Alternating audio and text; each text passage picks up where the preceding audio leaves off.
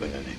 Bonjour, et oui, bonne année à toutes et à tous. Quel plaisir de vous retrouver les amis, c'est la fête, c'est la joie, c'est l'amour. Première vidéo de l'année, on est le 27 janvier, ça annonce un peu le rythme hallucinant auquel je vais poster les vidéos. Alors pour cette nouvelle année, je dois absolument vous dire que j'ai décidé d'arrêter les conneries. Vraiment, j'ai envie que la chaîne devienne un peu plus sérieuse et que voilà, les vidéos prennent un côté vraiment professionnel.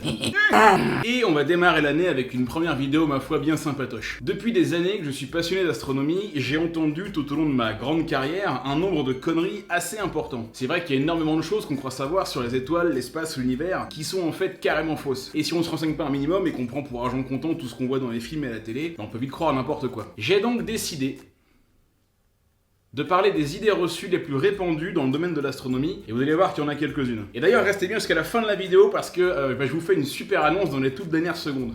N'importe quoi, pas du tout, absolument pas. À la fin de la vidéo, ce qui se passe, c'est que je vous dis au revoir et je me tire. Voici donc le top 10, qui n'en est pas un, parce qu'en fait, il y en a plus, des plus grandes idées reçues sur l'astronomie. Vous allez voir, la 7 va vous faire halluciner.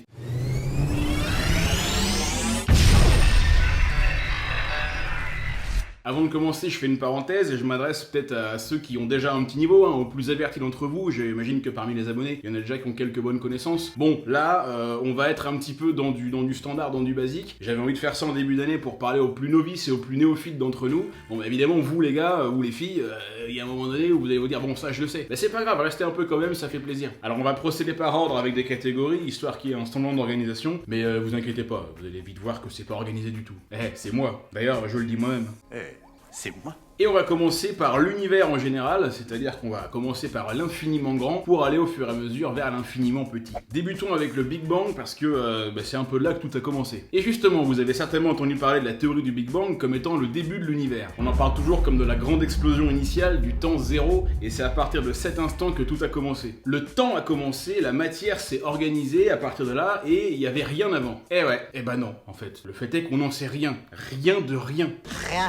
On sait que c'est effectivement un moment où il y a un truc qui a commencé, mais rien ne nous dit qu'il n'y avait pas quelque chose encore avant. D'après tous les calculs, l'univers a environ 13,8 milliards d'années. Mais ça veut pas dire qu'il s'est créé, que tout a commencé il y a 13,8 milliards d'années. Ça veut juste dire que nous on est capable de voir jusque-là, mais pas ce qu'il y avait avant. Le Big Bang, c'est simplement un instant qui marque une frontière entre un univers qui échappe complètement à notre compréhension, c'est-à-dire qu'on sait absolument pas du tout ce qu'il y a avant, on sait même pas s'il y a eu un avant de toute façon, et un univers qu'on peut aujourd'hui arriver à expliquer avec des calculs et des théories. La théorie du Big Bang, donc, qui reste à ce jour la théorie scientifique la plus crédible pour expliquer l'histoire et l'évolution de l'univers, puisqu'elle a pu être confirmée par des observations. Mais le Big Bang, c'est pas forcément le tout début de la création de tout de l'univers. Peut-être que si, mais peut-être que non. En fait, la seule chose qu'on sait, c'est qu'on sait pas. Non, ce qui serait super classe, c'est qu'on rencontre des extraterrestres avec une technologie de ouf, un pur style, beaucoup plus avancé que notre civilisation, et ils nous disent...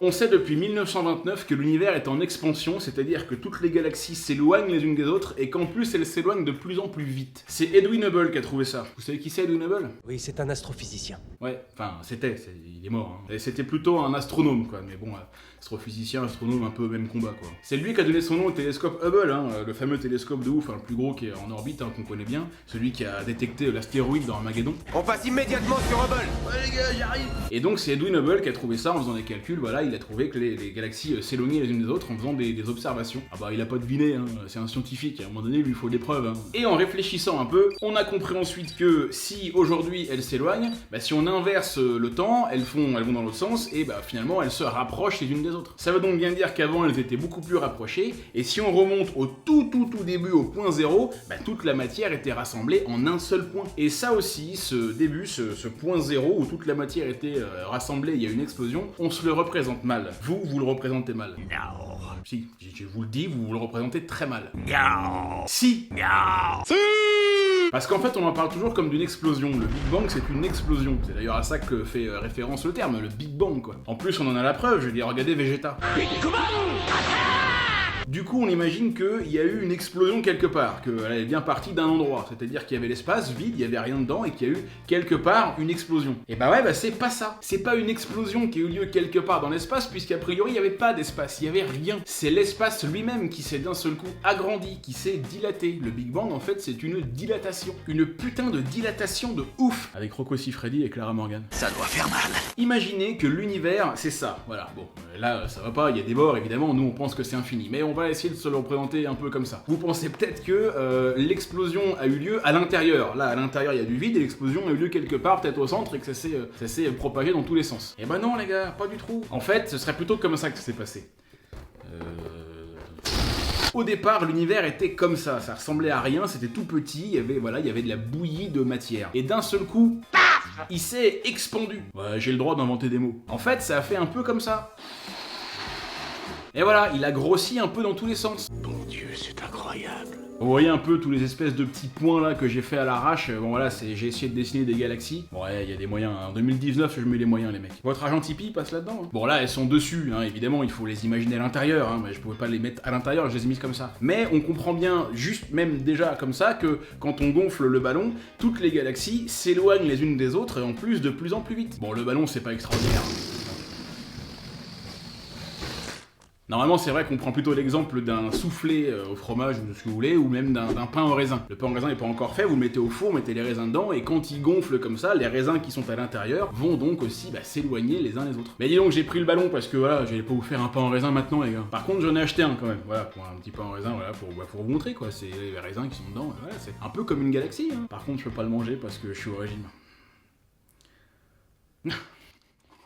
Ah, ça fait du bien. Oh, un pain au chocolat. Bon, ok, pour le Big Bang, c'est cool. Parlons d'autre chose. Quelques petits mots sur nos amis les trous noirs. Les trous noirs, c'est un sujet vraiment passionnant. Titre. Alors déjà, démontons gentiment une belle idée reçue à propos des trous noirs. Ils portent plus ou moins un peu mal leur nom, parce que si vous imaginez un trou dans l'espace dans lequel on tombe, comment vous dire ? Faute grave. Eh non, c'est beaucoup plus complexe que ça. Bon, on en parlera plus en détail dans un futur épisode, mais sachez juste qu'un trou noir n'est pas un trou, mais plutôt une déformation de l'espace, et également une déformation du temps. Vous savez qu'on appelle ça un peu l'espace-temps. Dû à un objet tellement massif et tellement dense, le champ de gravitation est tellement intense que tout ce qui s'en approche trop près sera attiré à l'intérieur et ne pourra jamais en sortir, même pas la lumière, l'élément qui va le plus vite dans l'espace. Mais dites-vous bien que c'est pas un trou dans lequel on tombe, je veux dire un trou dans quoi ? Il y a un trou quoi dans l'espace, là il y a un trou là et je tombe dedans, c'est un peu chelou. Essayez simplement de vous représenter, bon c'est pas évident, hein, c'est quand même un peu complexe, hein. De toute façon même moi j'ai pas tout compris. Hein. Déjà de base on comprend rien. Et qui déjà a compris l'intégralité d'un trou noir ? Personne, je suis désolé. Bon, il y a Jean-Pierre.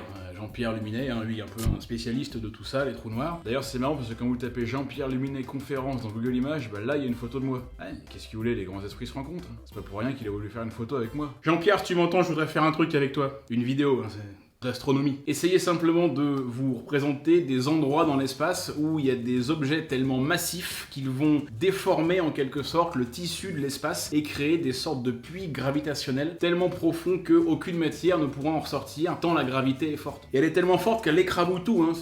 Faut pas s'imaginer par exemple que si on allait dedans, on serait tranquille, à se balader comme ça et puis attendre un peu que ça se passe. Non, carrément pas, la gravité est tellement puissante qu'on serait plutôt en mode... Et tiens, une autre idée reçue sur les trous noirs. Vous imaginez peut-être que les trous noirs sont des trucs qui aspirent absolument tout dans leur entourage, et que voilà, ils dévorent tout en mode truc de ouf, tout ce qui se passe là, je le prends et je le bouffe, et qu'on est obligé d'être aspiré dedans si on passe à côté. Mais pas du tout, les mecs. Bon, c'est sûr que si on passe trop près, bon bah là c'est mort.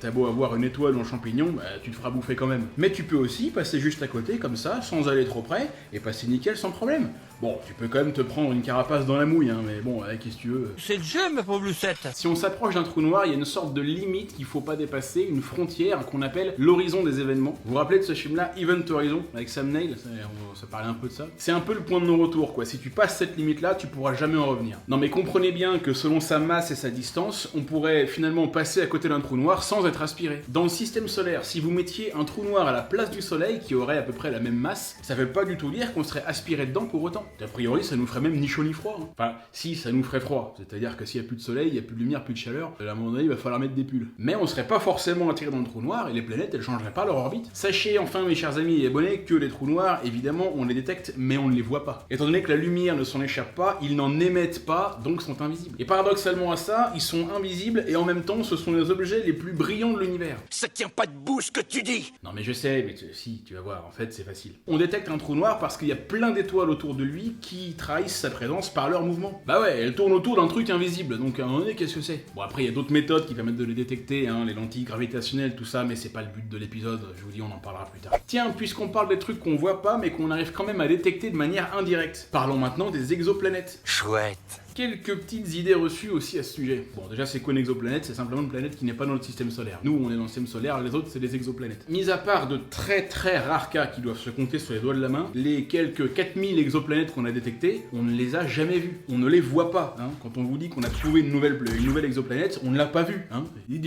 On les détecte avec des calculs, un peu comme les trous noirs. Ah bien forcément, elles ont un très faible éclat, donc c'est carrément chaud pour les voir. Elles sont complètement noyées dans la lumière de leur étoile. On sait juste qu'elles sont là parce qu'on peut détecter les effets qu'elles produisent sur leur étoile. Qu'est-ce que ça veut dire? Je vais pas te détailler maintenant toutes les différentes méthodes de détection, il y en aurait pour 3 plombes, mais on va en dire quelques mots quand même. Certaines exoplanètes très massives, qui font la masse de Jupiter et même beaucoup plus gros, sont tellement massives qu'elles peuvent faire un peu dévier l'étoile de sa trajectoire normale. Et ça, on peut arriver à le voir et à le détecter, notamment en utilisant l'effet Doppler. Qu'est-ce que ça veut dire? Tu me les casses. L'effet Doppler, je vous mets un lien dans la description. Les liens, c'est très bien. Oui. Et on peut aussi les détecter parce que pour les plus grosses d'entre elles, quand elles passent devant leur étoile, elles masquent un tout petit peu de leur lumière. Même si c'est que 1% de la lumière, on peut arriver à le voir quand même. Mais bon, là, on peut le voir vraiment que pour les grosses planètes gazeuses, quoi. Pour les petites planètes telluriques qui vont cacher genre 1/1000e de la lumière de l'étoile, ça, clairement, on peut pas le voir. Je voulais aussi vous parler d'un petit truc tout bête, que la majeure partie d'entre vous doivent savoir, mais pour les plus néophytes d'entre vous, c'est pas forcément super évident. Bon, j'essaye de pas dire des choses trop général quand même, parce que je sais que pour les plus balèzes d'entre vous, ça va vous faire un peu chier, et puis qu'à un moment donné, vous allez vous désabonner de la chaîne. J'ai pas envie que vous partiez, moi. Je vais pas partir quand même. Je dois dire que la tentation est grande. Mais je sais, mais bon, mais restez. C'est à propos de l'année-lumière. L'année-lumière qui est donc une unité de distance et pas de temps. Ça tu le sais, écoute, comme dit Patrick. Je te le dis quand même. C'est vrai que techniquement, l'expression peut sembler un peu chelou. On te parle d'année, donc toi, automatiquement, tu penses au temps. Une année, c'est 365 jours, et un jour, c'est pas une unité de vitesse ou de distance, c'est du temps. Cela dit, on peut dire aussi, par exemple, t'habites à 2 jours de marche, hein. On peut le dire ça aussi. Ouais, c'est bon. On peut aussi dire, t'habites Bourg-la-Reine. Ouais, ou t'habites dans mon cul. Et si, comme moi, vous habitez à Marseille, vous pouvez dire « t'habites plus le Vieux-Port ». Donc on nous parle d'années, mais on nous parle aussi de lumière. Et c'est là que tout change, parce que c'est à ce moment qu'il faut comprendre qu'on parle de la distance que parcourt la lumière en un an. La lumière, elle se déplace à environ 300 000 km par seconde. Dans une année, il y a 31 536 000 secondes, ce qui fait que la lumière parcourt 9 461 milliards de kilomètres par an. Et nous, au lieu de calculer les immenses distances en kilomètres, ce qui serait franchement pas mal relou, on les calcule en années-lumière, c'est quand même beaucoup plus pratique. Et quand c'est encore plus loin, on utilise même le parsec. Et d'ailleurs, on parle très souvent d'années-lumière, mais on peut tout aussi bien parler de mois-lumière, de semaines-lumière, de jours, d'heures, de minutes, de secondes-lumière, et même de chevaliers-lumière. En tout cas, pour les objets qui sont beaucoup plus proches, la lumière, elle met pas si longtemps que ça à y aller. Prenez la Lune par exemple, qui est juste à côté. Elle est plus ou moins à 360 000 km de nous, ça varie un peu. Bon c'est juste un peu plus que les 300 000 km que la lumière fait en une seconde. On peut donc dire que la Lune est à 1 seconde lumière. Le Soleil est à 8 minutes lumière, Pluton est à 5 heures lumière, la première étoile la plus proche de nous est à 4,4 années-lumière, et la galaxie Andromède est à 2,5 millions d'années-lumière. Bon, voilà pour l'année-lumière, je sais encore une fois que pour certains d'entre vous, c'est des choses qui peuvent paraître un petit peu basiques, mais bon, moi je pense que c'est toujours utile d'en reparler un petit peu. De temps en temps, il faut remettre un petit coup.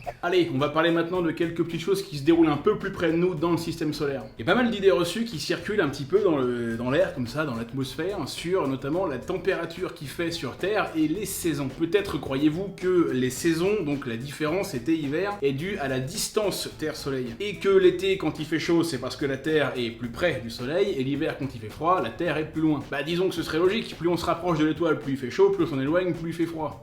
Non, et renom de Dieu de bordel. Pas obligé d'être aussi mal poli. Oui, je sais, mais là, ça m'énerve. Non, là, je suis colère. Si je vous dis par exemple que dans le système solaire, la planète où il fait le plus chaud, c'est pas la première, Mercure, mais la deuxième, Vénus. Et que la planète où il fait le plus froid, c'est pas la dernière, Neptune, mais l'avant-dernière, Uranus. Bon, après, ça se joue à pas grand-chose aussi, c'est quelques dizaines de degrés par-ci par-là. Mais n'empêche que, on se rend compte que c'est pas forcément la distance d'une planète à son étoile qui est l'unique facteur des changements de température. Bon, après, ça joue quand même, je vais pas vous dire que sur Pluton, il fait 3 fois plus chaud que sur Mercure. Alors, c'est vrai que pendant sa période de révolution autour du Soleil, la distance Terre-Soleil change. Tantôt qu'elle s'en éloigne, tantôt qu'elle s'en rapproche. Mais ça reste quand même assez anecdotique, ça varie de 5 millions de kilomètres à peu près. Bon, ça casse pas 3 pattes à un canard. Donc, c'est pas à cause de ça que les saisons changent, sinon on aurait les mêmes saisons tout le temps, partout, en même temps, sur les 2 hémisphères. Et c'est pas le cas, vu que quand c'est l'été chez nous, c'est l'hiver dans l'hémisphère sud. Déjà, est-ce que vous savez à quel moment de l'année la Terre est la plus proche du Soleil? Au mois d'août.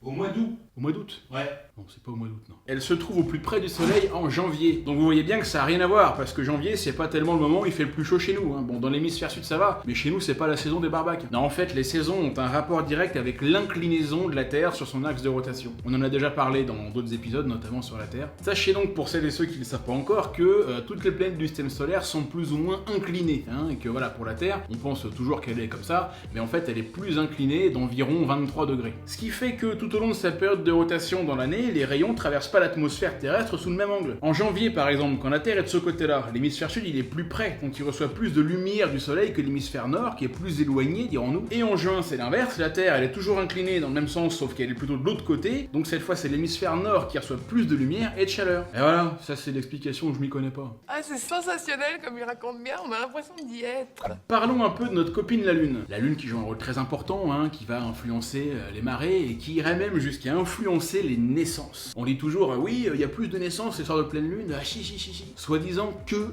la Lune aurait une influence sur le corps et les naissances. Oui, parce que dans pas mal de croyances et de mythologies, la Lune est associée à la fertilité, la grossesse et l'accouchement. Ah non mais c'est sûr, hein, ça part toujours d'une connerie. Hein. Et donc il serait permis de penser que si la Lune a une influence sur les marées, pourquoi ne pourrait-elle pas avoir une influence également sur le corps humain? Ah ouais, mais par exemple quand tu regardes la perte des eaux, bon c'est un moment un petit peu sympa à passer, c'est de l'eau, c'est de l'eau, donc l'eau, les marées, il y a un lien. Et donc à cause de ce ramassis de croyances à la noix, il y en a encore qui pensent ça aujourd'hui. C'est peut-être vrai. Non, c'est pas vrai, non, absolument pas. Pauvre fille. C'est-à-dire que si vous voulez, d'un côté, vous avez ceux qui croient au truc parce qu'on leur dit ça depuis longtemps et que ça leur va bien comme ça, ils cherchent pas à aller plus loin. Ça me fait penser à un truc, ça. Et de l'autre côté, vous avez les scientifiques qui, eux, vont aller vérifier avec des expériences et tout. Voilà, par exemple, c'est dans une maternité, c'était un soir de pleine lune, ils sont allés choper une nana puis ils voient ce qui sort. Bon, il y a pas d'influence, mais c'est un peu chelou quand même.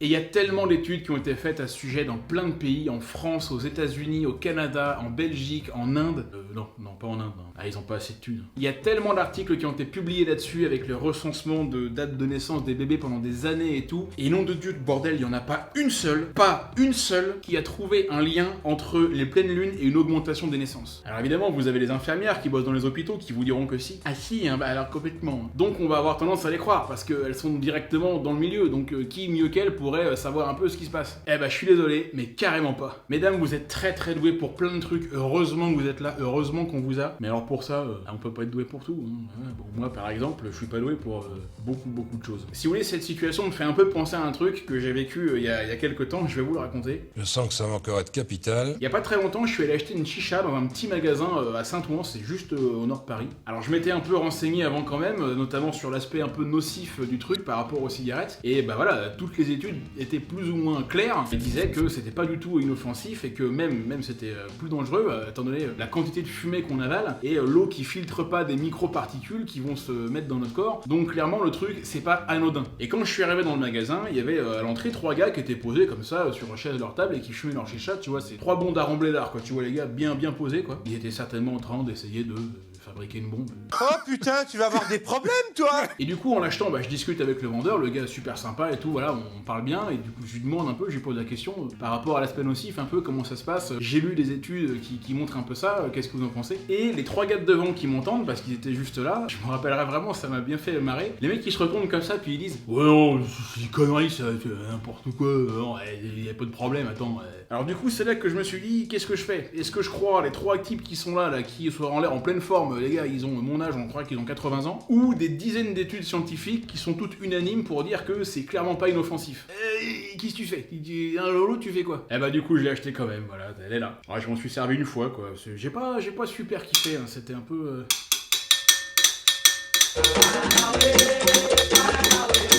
Ce que je veux dire, c'est qu'on a forcément tendance à croire les personnes qui sont aux premières loges, parce que voilà, elles sont dans le milieu, donc qui mieux qu'elles pour avoir le meilleur point de vue? Non, pas forcément. Et pour finir là-dessus, je peux absolument pas parler de ce sujet sans évoquer les 2 excellentes vidéos de la chaîne Hygiène Mentale. La Lune a-t-elle une influence sur les naissances? Et la Lune n'a pas d'influence sur les naissances. Les liens sont dans la description, allez voir ça de suite. Mais pas avant d'avoir fini ma vidéo. Allez, continuons encore un peu avec la Lune. Vous pensez certainement qu'elle est très proche de la Terre. Et c'est vrai, oui, évidemment qu'elle est proche de la Terre, je veux dire, par rapport aux distances voilà, qu'on a à l'échelle du système solaire et de l'espace, elle est juste à côté. Mais en même temps, elle est assez loin quand même. Faut savoir que la distance est tellement grande qu'on pourrait caser toutes les autres planètes du système solaire entre nous et la Lune. La Lune est donc à une distance d'à peu près entre 360 et 380 000 km, même un peu plus, c'est 384 400 km et quelques. Bon, c'est quand même pas rien. Et ben en collant toutes les autres planètes du système solaire entre elles, comme ça, avec du scotch, et en additionnant leur diamètre, on a juste un petit peu moins, 384 050. On pourrait donc toutes les placer entre les deux, et il resterait même encore un peu de place. Pour mettre par exemple l'étoile de la mort. Ah bah ouais, mais bon, les mecs ils y ont pensé, hein. Galen Erso, il avait réfléchi à tout ça depuis le début, hein. Et oui, j'ai tout calculé, il va leur mettre bien profond. En tout cas, on croit toujours que la Lune est super proche de la Terre, et évidemment oui, elle l'est au regard des gigantesques distances dans l'espace, mais elle est quand même finalement assez loin. Allez, quelques idées reçues encore sur les observations qu'on peut faire la nuit en regardant les étoiles. J'entends très souvent les gens dire « je vais m'acheter un bon gros télescope pour pouvoir bien voir les étoiles ». Désolé mon gars, mais tu vas pas avoir les résultats escomptés parce que regarder une étoile dans un télescope, aussi gros soit-il, te donnera exactement le même résultat que ce que tu vois à l'œil nu. Pourquoi? Parce qu'elles sont beaucoup trop loin. Même si t'as un télescope de ouf, tu ne feras finalement que voir un tout petit point dans ton oculaire, la même chose que ce que tu vois à l'œil nu quand tu regardes dans le ciel. Non, ce qu'il faut plutôt regarder avec un télescope, c'est soit les objets beaucoup plus petits mais beaucoup plus près, donc les planètes, soit les objets beaucoup plus loin mais beaucoup plus grands, les nébuleuses, les amas d'étoiles ou même les galaxies. Donc la prochaine fois que vous entendez « ah, ça doit être super de regarder les étoiles dans un télescope », vous pourrez répondre « non, ça sert à rien, connard ». Allez, une autre idée reçue encore, et celle-là est pas mal. On dit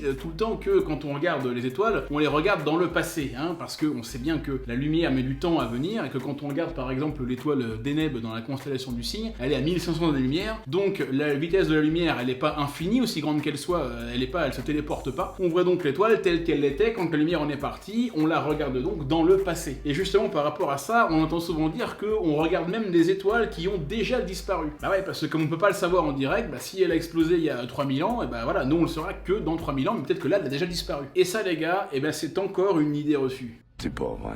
Alors, idée reçue, techniquement on va dire que c'est pas impossible. C'est peut-être vrai, mais quand même extrêmement peu probable étant donné la durée de vie moyenne d'une étoile par rapport à celle d'un humain ou même d'une civilisation. Nous on va dire que en moyenne on vit 80 ans, 90 ans, je sais pas, quelque chose comme ça. Les étoiles, leur durée de vie moyenne s'étale sur entre des millions, voire plusieurs milliards d'années. En gros, notre durée de vie par rapport à la leur, c'est un battement de cils quoi, c'est un claquement de doigts, c'est un prout. En fait, notre vie pourrait se résumer à ça. Ouais, t'as vu, ça fait chelou, hein, c'est un truc que j'ai appris, et l'autre, ça fait différence. Faudra donc qu'on ait quand même une sacrée chatte, qu'on ait quand même beaucoup de chance pour être là, comme de par hasard, pile au moment où une étoile disparaît. Étant donné qu'elles vivent sur des millions ou des milliards d'années, on peut être quasiment sûr à 99,9% que toutes les étoiles qu'on voit la nuit sont encore là. Mais encore une fois, c'est pas impossible, je veux dire, techniquement, d'après les calculs, étant donné le nombre d'étoiles qu'il y a, ça pourrait arriver. Et voilà les potos, on va s'arrêter là, c'est tout pour cette fois, et c'est déjà pas mal. C'était le premier épisode de l'année, et le deuxième arrivera plus vite qu'est arrivé le premier, je vous le promets. J'espère que ça vous a plu, c'était un épisode qui était peut-être destiné un petit peu plus aux néophytes qui découvrent un petit peu des choses. Ma chaîne se dirige aussi pas mal vers eux, hein, de toute façon. Pour ceux qui ont déjà des connaissances plus abouties, bon bah voilà, vous revoyez des choses que vous savez, peut-être vous en apprenez une ou deux, ça fait plaisir. Est-ce que je déballe tout le train-train habituel de liker, commenter, partager, abonner ? Bon, je vais le faire une fois, comme ça ce sera fait pour tout le reste de l'année. Abonnez-vous, likez, commentez, partagez et allez tous vous. Est-ce que je vous parle de Tipeee ? Oui. Bon bah Tipeee, j'en ai un, voilà. La prochaine vidéo arrive dans pas longtemps, c'est promis, mais je devais me justifier à chaque fois parce que c'est long, donc voilà, je vous le dis, c'est bon. A bientôt tout le monde, c'était Yann Solo sur 12 Parsec, ciao. Et bonne année!